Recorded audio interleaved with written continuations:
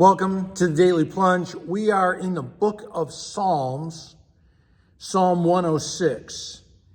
And this really is a psalm that half of it is about the Exodus, which is why we're covering it. It starts off with praising the Lord, and that's how it's going to end, with praising the Lord. And it talks about how God is good because God's love is unending and it's enduring. And why do they know this? Because of God's mighty acts. Not only what God has said about himself, what God has promised, but because they've seen God in action. And so they fully declare this so that he may be praised.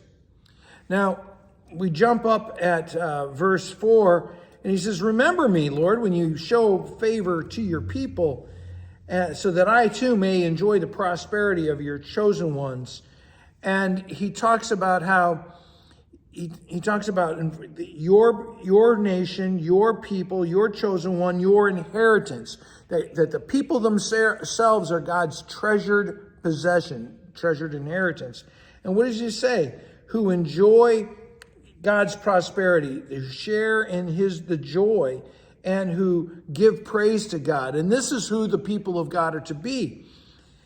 But then it changes in verse 6. We sin like our ancestors did and have done wrong and acted wickedly. This is who we are, that we are wicked sinners. And our own ancestors, even they didn't think anything about the 10 plagues you carried out, didn't remember your kindness. And at the sea, they complained about God. Oh my gosh, here comes the Egyptians, and they have no faith in God to deliver them. And yet, verse 8, he saved them. Why? Not because of them, but because of his promises, because of his name, his glory, his reputation. And so he rebukes the Red Sea, dries it up, and he saves them as they cross over on dry land, but then he covers over the Egyptian adversaries and wipes them out.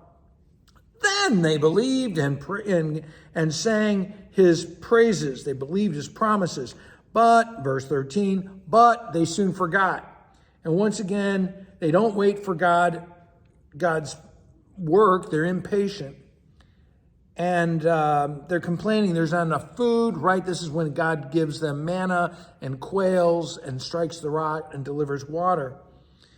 But in the camp they grow, it says in verse 16, they grew envious of Moses and Aaron. And this is when Dathan led that rebellion against them that we read about in Numbers.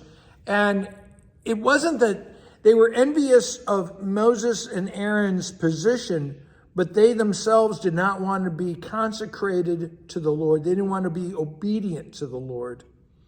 It's basically having the blessings of faith without being a disciple. And there's so many Christians. That's what they want. They want God's blessings, but they don't want to live in obedience to God, to walk with him. Now, he goes on about how they worship a calf, and they exchanged their glorious God. The glorious one is really a better reading of it, for a cud-chewing cow. It is sort of the ridiculousness of it, right? And they forgot the God who saved them and done mighty things in Egypt. Instead, they want a cow. And so God is, at Mount Horeb, he says, okay, get out of the way, Moses. I'm going to get rid of these folks. And Moses intercedes for them. And it says that God abhorred his children. And, there's time when parents sort of reach their limit with their children. The parents reach their limit with children, and so too does God. But Moses says, yeah, I get it. These aren't that great of folks, but you have to remember your promises. And that holds them back. They go on to talk about how they're bent on rebellion. They get even worse. They're to the point where they're sacrificing their children. And still they call out, Lord, save us and redeem us. And we will praise to the Lord who is everlasting to everlasting. Well, thanks, friends. Have a blessed day.